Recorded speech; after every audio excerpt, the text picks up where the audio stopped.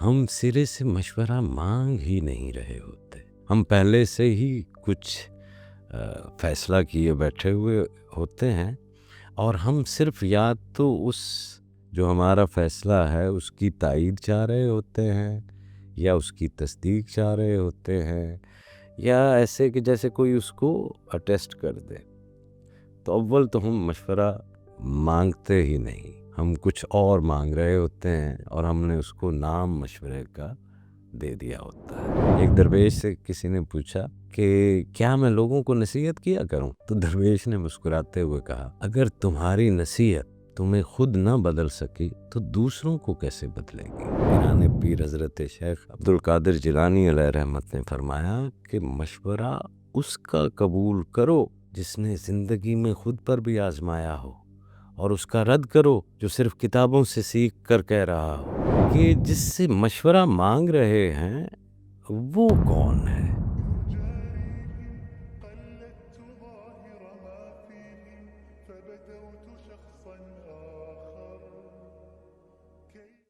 صاحبو، آج تو ہم ایک ایسے دور میں زندہ ہیں جہاں پر شاید ہم سارے ہی اس ایک ہیومن ٹرانزیکشن میں رہتے ہیں. مشورے لینے اور مشورے دینے کا شاید کوئی ایک کاروبار سا رہتا ہے. ہم کیونکہ خود بھی مشورے دینے کے بہت شوقین ہیں، اور ہمیں لگتا یہ بھی ہے کہ دوسروں کو بھی یہی شوق ہے مشورے دینے کا.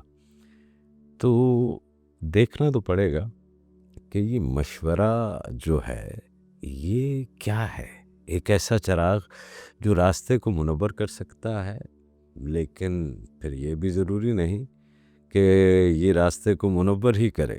اگر چراغ تھامنے والے کی نیت اور بصیرت ہی درست نہ ہو تو کہاں سے منور کرے گا.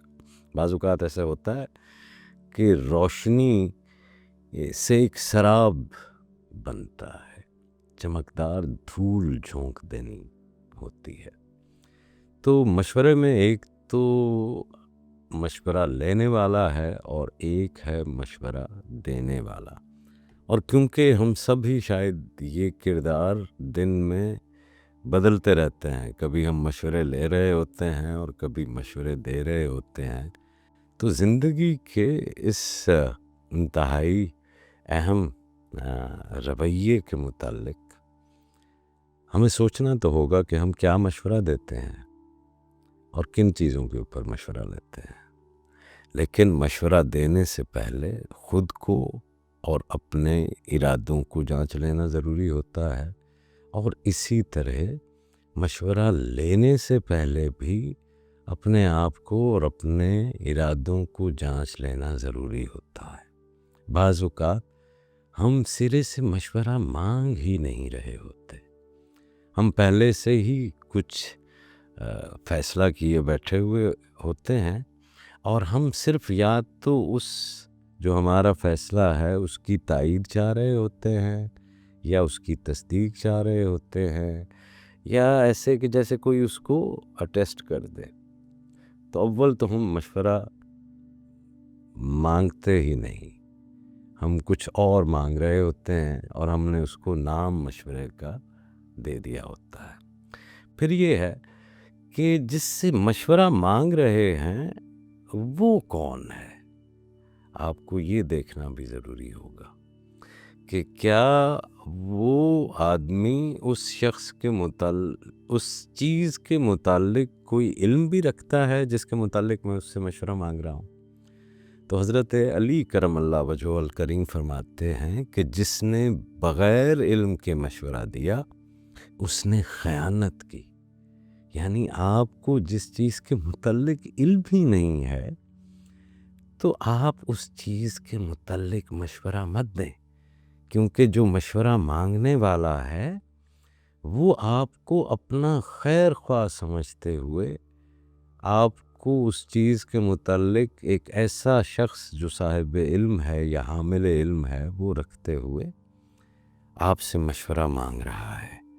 تو جس چیز کے متعلق آپ نہ جانتے ہوں بالکل اس چیز کے متعلق مشورہ مت دیا کیجیے. درویش کہتے ہیں کہ مشورہ دانا کے لیے، جو ایک دانا آدمی ہے اس کے لیے یہ بصیرت کی ایک راہ ہے، اور نادان کے لیے یہ شعور کی پہلی سیڑھی سمجھا جاتا ہے۔ تو حضرت نظام الدین محبوب الہی فرماتے تھے کہ مشورہ اسے دو جو دل سے اسے قبول کرے، اور مشورہ اس سے لو جو خود اس پر عمل کرتا ہو۔ تو یہ جو ہم خواہ مخواہ مشوروں کے ٹوکرے اٹھائے پھرتے ہیں لوگوں کو دینے کے لیے، تو بھیا دیکھ تو لو کہ آپ کا یہ تحفہ اگلا قبول کرنے کو تیار بھی ہے یا نہیں، کیا اس نے مشورے کا مطالبہ بھی کیا ہے یا نہیں۔ تو بن مانگے صحیح مشورے جو ہے وہ مت دیا کیجیے۔ ایک درویش سے کسی نے پوچھا کہ کیا میں لوگوں کو نصیحت کیا کروں؟ تو درویش نے مسکراتے ہوئے کہا، اگر تمہاری نصیحت تمہیں خود نہ بدل سکی تو دوسروں کو کیسے بدلے گی؟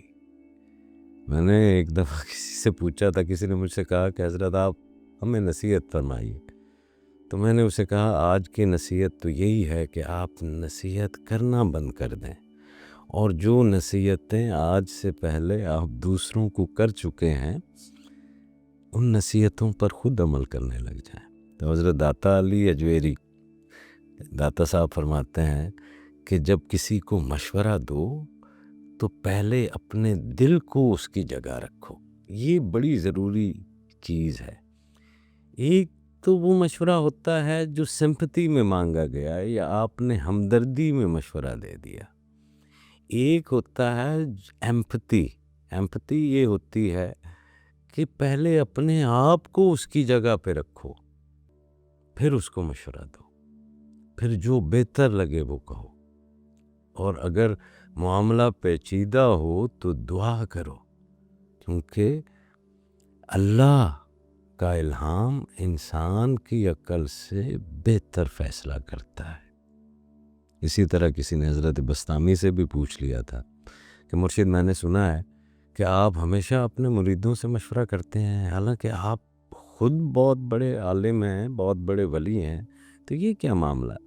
حضرت نے مسکراتے ہوئے کہا، میں جانتا ہوں کہ اللہ کبھی کبھار کمزور زبان پر حکمت رکھ دیتا ہے، اور کبھی عالم کے علم میں آزمائش رکھ دیتا ہے۔ تو یہی مشورہ، یہ مشورے کی روح ہے جو ہمیں محاسبہ نفس پر ابھارتی ہے، اور مشورہ لینے والا ہمارے لیے آئینہ بن جاتا ہے جس میں ہم خود کو دیکھ سکتے ہیں کہ ہم میں کتنا نفسانی خواہشات کا پرتو اور کتنا عجز ہے۔ تو مشورہ در حقیقت خیر خواہی ہے، مگر خیر خواہی وہی معتبر ہے جو دل کی زمین میں بیج بن کر اتر جائے، نہ کہ پتھر کی طرح مار دی جائے۔ حضرت علی کرم اللہ وجہہ الکریم فرماتے ہیں کہ نصیحت کرو، مگر ایسے نہیں کہ وہ تانا بن جائے۔ تو جب آپ مشورہ اور نصیحت کرتے ہیں تو اپنے الفاظ کا غور کریں کہ یہ آپ کے الفاظ جو ہے یہ تیغ بن کر آگے کسی کا گلا تو نہیں کاٹ رہے۔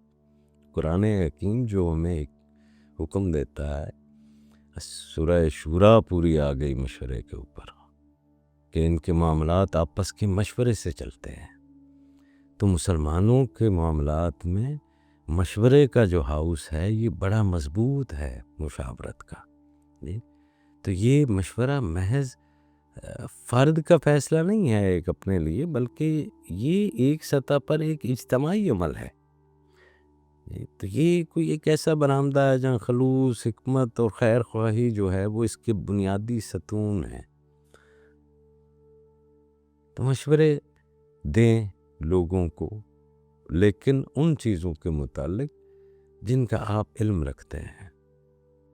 مشورے لیں لوگوں سے، لیکن ان لوگوں سے جو اس معاملے کے متعلق علم رکھتے ہیں۔ مشورہ لیں لیکن ایک جینوئن مشورہ لیں، اور اپنے آپ کو اس سطح پر رکھ کر لیں کہ اگر اچھا مشورہ مل جائے تو آپ نے جو پہلے فیصلہ کیا تھا آپ اس کے اندر رد و بدل کرنے کے لیے تیار ہوں۔ مشورے لیں وہ مشورے جو اللہ کے قریب کر دیں، وہ مشورے جو دنیا کو دھوکے میں نہ ڈالیں، وہ مشورے جو آپ کے عمل کو مضبوط کریں، نہ کہ آپ کو شک میں مبتلا کریں۔ پیران پیر حضرت شیخ عبد القادر جیلانی علیہ رحمت نے فرمایا کہ مشورہ اس کا قبول کرو جس نے زندگی میں خود پر بھی آزمایا ہو، اور اس کا رد کرو جو صرف کتابوں سے سیکھ کر کہہ رہا ہو۔ تو مشورہ کرنے میں خیر ہے، مگر ہر حال میں ضروری نہیں کہ مشورہ جو آیا ہے وہ خیر خواہی کا ہی آیا ہو۔ مشورہ ماننا اس طرح سے ضروری نہیں ہے، اپنی عقل پر پرکھنا ہوتا ہے۔ رسول کریم نے حضرت بریرہ رضی اللہ تعالیٰ عنہ کو اپنے سابق شوہر کے ساتھ نکاح میں رجوع کرنے کا مشورہ دیا تو انہوں نے عرض کی تھی کہ یا رسول اللہ، کیا یہ آپ کا حکم ہے؟ آپ صلی اللہ علیہ وسلم نے فرمایا نہیں، یہ میری سفارش ہے۔ تو انہوں نے کہا پھر مجھے ان میں سے کوئی حجت نہیں، حاجت نہیں ہے۔ تو مشورہ جو ہے ہمیشہ دیانتداری اور خلوص کے ساتھ دینا چاہیے۔ جہاں لالچ، خوف یا مفادات کی بنا پر رائے دی جائے وہاں یہ خیانت اور گمراہی بن جاتی ہے۔ تو آپ صرف اپنے خوش آمدیوں سے ہی ان لوگوں سے ہی مشورے مت لیتے رہیں جن کے مفادات آپ کے ساتھ جڑے ہیں، یا ان لوگوں سے ہی مشورے مت لیتے رہیں جو آپ کی طاقت سے خائف ہیں کہ اگر آپ کے خیالات کے برعکس مشورہ دیا تو آپ ان کے اوپر عتاب لائیں گے، اور وہ اس خوف سے آپ کو مشورہ جو ہے وہ نہیں دیتے، یہ جن کے لالچ آپ کے ساتھ جڑے ہو۔ تو وہاں پر مشورے مت لیا کریں، وہاں پر یہ خیانت اور گمراہی بن جاتے ہیں۔ حضرت علی کرم اللہ وجہہ کا یہ ایک اور قول مبارک ہے کہ ہر مشورہ قابل قبول نہیں، کیونکہ ہر مشورہ دینے والا تمہارا خیر خواہ نہیں ہوتا۔ کسی نے درویش سے پوچھا تھا کہ کیا ہر شخص کو مشورہ دیا جائے؟ تو درویش کا جواب تھا کہ دریا میں پیاسے کو راستہ دکھایا جاتا ہے، مگر جو سیراب ہونے سے انکار کر دے اسے مجبور نہیں کیا جاتا۔ تو درویش یہ چاہتے ہیں کہ مشورہ سنیں، لیکن دل کے کان سے مشورہ سنیں، اور عقل کی آنکھ سے، عقل کے ترازو پر پھر اس مشورے کو پرکھیں، اور مشورہ ایمانداری سے مانگیں کہ اگر آپ کو ایک صائب رائے ملتی ہے تو آپ پچھلے والے اپنے موقف کے اندر تبدیلی یا ترمیم جو ہے وہ کر لیں، کیونکہ ہر لفظ روشنی نہیں ہوتا، بعض دفعہ یہ صرف شیڈو ورڈز ہوتے ہیں جو کہ آپ کو مزید اندھیرے کے اندر ڈال دیتے ہیں۔ تو مشورہ لیتے ہوئے یہی چیزیں اپنے مد نظر ضرور رکھا کیجیے۔ ایک تو صرف واقعی مشورے مانگیں، دوسرا بغیر مانگے مشورے جو ہے ان کو ترک کر دیں، جو مانگے مشورہ اس کو مشورہ دیجیے، ورنہ آپ کے مشورے کی وقت ختم ہو جائے گی۔ تو اللہ کریم ہمیں نیک مشورے دینے کی توفیق عطا فرمائے، اور ہمارے مشیر نیک لوگ ہوں، نیک لوگ ہمیں مشورہ جو ہے وہ دیں، کیونکہ جو نیک لوگ ہمیں مشورہ دیں گے ان کے مشورے جس کام کے بھی متعلق ہوں گے وہ کام ہمیں اللہ کی راہ کے اوپر ہی رکھے گا اور اللہ کا مزید قرب عطا فرمائے گا۔ السلام علیکم ورحمۃ اللہ۔